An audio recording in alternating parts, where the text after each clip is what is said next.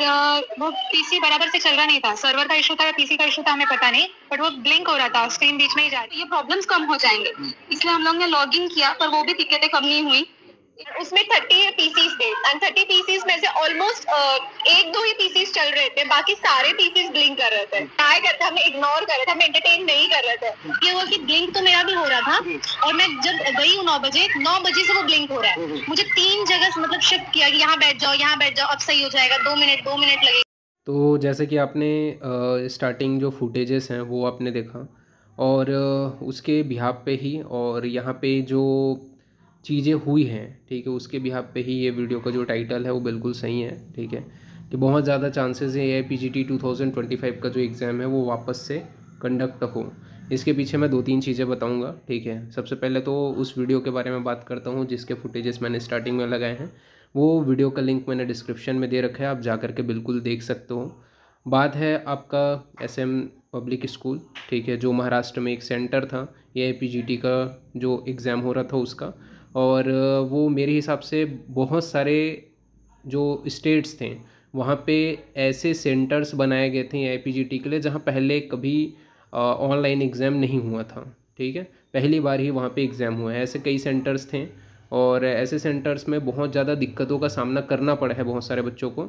साथ ही साथ अगर आप में से कोई भी स्टूडेंट हो, क्योंकि आपको भी पता है कि ये जो AIPGT है उसकी बात को कोई भी अभी तक मीडिया, इतनी बड़ी बात हो गई लेकिन कोई भी मीडिया जो है वो अभी ला नहीं रहा है, ठीक है, अपने मेन स्ट्रीम के ऊपर।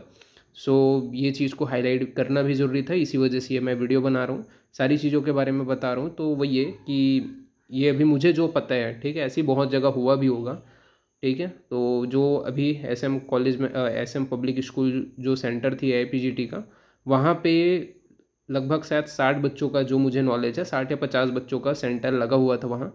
और वहाँ के जो PCU है वो प्रॉपर काम नहीं कर रहा था, मॉनिटर प्रॉपर काम नहीं कर रहा था। इवन बच्चे अपना एग्ज़ाम प्रॉपर दे ही नहीं पाए ऑनलाइन। लगभग 30 बच्चे जो है उनका पूरा सिस्टम ही ख़राब था, उन लोग अब क्वेश्चन ही नहीं पढ़ पाए थे, एग्ज़ाम भी नहीं दे पाए। और वहाँ के जो इंचार्ज थे, एग्ज़ाम इंचार्ज, उन्होंने इस चीज़ को स्वीकार किया है कि जो सिस्टम है वो ख़राब था। ठीक है, और इसके कारण बच्चे टाइम पे पेपर नहीं दे पाए और इसकी रिपोर्ट हमने आगे भेज दी है कि नेक्स्ट एग्ज़ाम वापस कंडक्ट कराया जाए करके। ठीक है, हो सकता है कि ये चीज़ें आगे बढ़ें। ठीक है, और हो भी ये भी सकता है कि अगर जो बच्चे हैं, ठीक है, वो अगर कोड जाएँ तो कंफर्म है कि आपका एग्ज़ाम होगा ही होगा। इन केस अगर चीज़ें ऐसा ठीक से नहीं हुई, ठीक है, क्योंकि आपके साथ में जो चीज़ें हुई है उसके बारे में हर कोई, खुद एग्ज़ाम का जो इंचार्ज है वो भी स्वीकार कर रहा है कि बच्चों को प्रॉब्लम हुई है। ठीक है, टाइम पे उनको मॉनिटर ढंग से नहीं दिया गया, CPU ख़राब थी, ये सारी प्रॉब्लम फेस करनी पड़ी है और उनका पेपर प्रॉपर नहीं हुआ है ऐसा करके। तो ये प्रॉब्लम उनको फेस करनी पड़ी है, तो बिल्कुल चांसेस है इन केस अगर वो कोर्ट जाएंगे तो उनका एग्ज़ाम वापस कंडक्ट कराना ही पड़ेगा NTA को। और मेरे हिसाब से कई एग्ज़ाम सेंटर ऐसे थे जो पहली बार थे, ठीक है, आज तक ऑनलाइन एग्ज़ाम में कभी सेंटर नहीं थे लेकिन पहली बार थे, तो वहाँ पे भी एग्ज़ाम हुआ, तो वहाँ पे भी कई बच्चों का दिक्कत हुआ, पर वो जो है मेन स्ट्रीम के ऊपर आ नहीं पाए, क्योंकि आप लोगों को भी पता है कि आयुष के जो स्टूडेंट्स हैं वो कम है। ठीक है, और मेन स्ट्रीम के ऊपर आने के लिए जो ज़्यादा लोग देखें, ठीक है, जिस चीज़ के ऊपर, तो उसी को ही देखना पसंद करते हैं बाकी। और वही है कि मीडिया भी उसी ही दिखाती है। ठीक है, तो उसके ऊपर शायद ही और कोई वीडियो आएगा।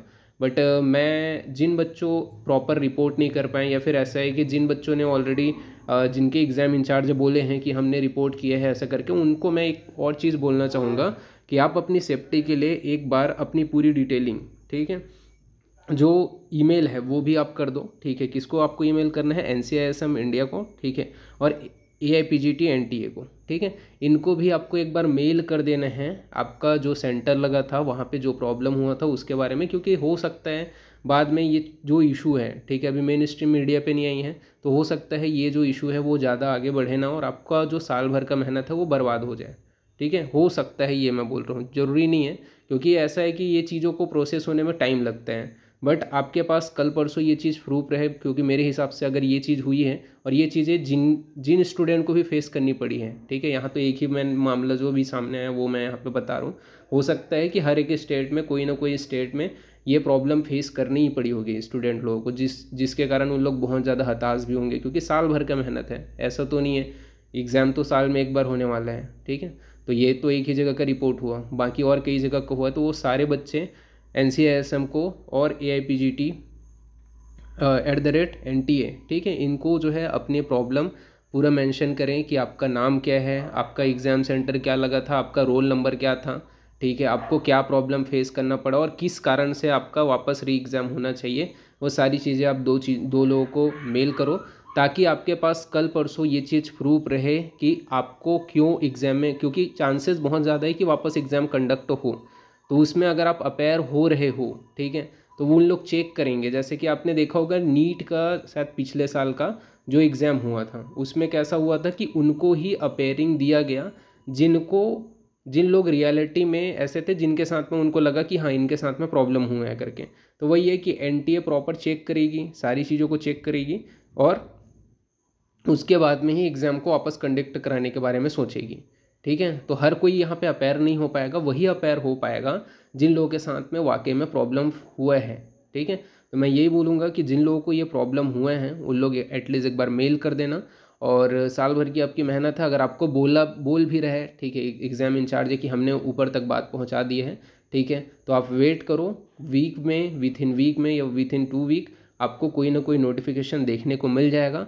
अगर इन केस आपको नहीं नोटिफिकेशन मिलता है तो ये मेल क्लियर होगी, आपके पास प्रूफ रहेगा। कल परसों अगर आप अपने लिए आगे लड़ना चाहोगे वापस एग्ज़ाम के लिए, तो आपके पास ये प्रूफ रहेगा कि हाँ जो प्रॉब्लम हुई थी उसके लिए NTA जिम्मेदार है, एग्ज़ाम सेंटर जिम्मेदार है, तो आपकी एग्ज़ाम वापस होगी ही होगी, ये प्रॉब्लम अगर आपको फेस करनी पड़ी है तो, ठीक है।